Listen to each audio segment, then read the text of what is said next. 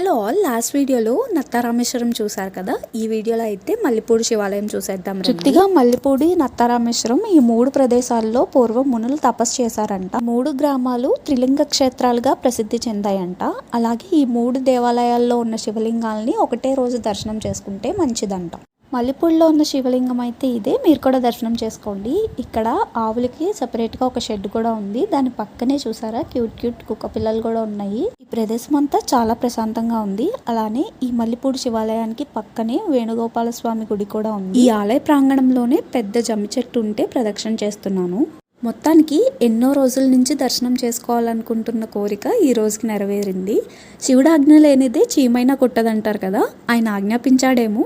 దర్శనం అయితే చాలా బాగా జరిగింది. అక్కడి నుంచి ఈ మధ్య కాలంలోనే ప్రతిష్ఠించిన వారాహి అమ్మవారి గుడికి కూడా వెళ్ళాము. అమ్మవారిని దర్శనం చేసుకునే ముందు పాదాలకు పసుపు రాసుకుని వెళ్ళాలి అని చెప్పారు. ఈ పద్ధతి అయితే నాకు చాలా నచ్చింది. కాశీ క్షేత్ర పాలకురాలైన వారాహి అమ్మవారిని చూడాలంటే కేవలం వారణాసియే వెళ్లాల్సి వచ్చేది. అక్కడ కూడా ఉగ్రరూపం అవడం వల్ల పైనుంచే దర్శనం చేసుకునే వీలుంటుంది. కానీ ఈ మధ్య మన ఉభయ గోదావరి జిల్లాల్లో చాలా చోట్లయితే వారాహి అమ్మవారి టెంపుల్స్ కన్స్ట్రక్ట్ చేస్తున్నారు. ఒకటి కాకినాడ దగ్గరున్న కొవ్వూరులో, ఇంకొకటి రాజమండ్రి వెళ్లే దారిలో గోష్పాద క్షేత్రం అని ఉంటుంది కదా, దానికి దగ్గరలో ఒకటి, ఇంకొకటి మల్లిపూడిలో. ప్రస్తుతానికైతే నాకు ఈ మూడు తెలుసు. ఇంకేమైనా వారాహి అమ్మవారి టెంపుల్స్ మన దగ్గరలో ఉంటే కనుక కామెంట్ సెక్షన్లో తెలియజేయండి. వారాహి అమ్మవారి దర్శనం తర్వాత ఇంటికెళ్లే దారిలో రేలంగి మంటాలమ్మ గుడికి కూడా వెళ్ళి దర్శనం చేసుకుందామని అనుకున్నాము. నేను ఈ టెంపుల్కి వెళ్ళి కొన్ని సంవత్సరాలు అవుతుంది. అప్పటికంటే ఇప్పటికి చాలా డెవలప్ చేశారు. చుట్టూ దేవుళ్ళ విగ్రహాలు అయితే పెట్టారు. చూడడానికి చాలా బాగుంది, చూడముచ్చటగా ఉందన్నమాట. గుడికి రంగులు కూడా వేశారు. ఇంకా అమ్మవార్లను అయితే చెప్పక్కర్లేదు, మంచిగా అలంకరణ చేశారు. చాలా పీస్ఫుల్గా చాలా బాగుంది.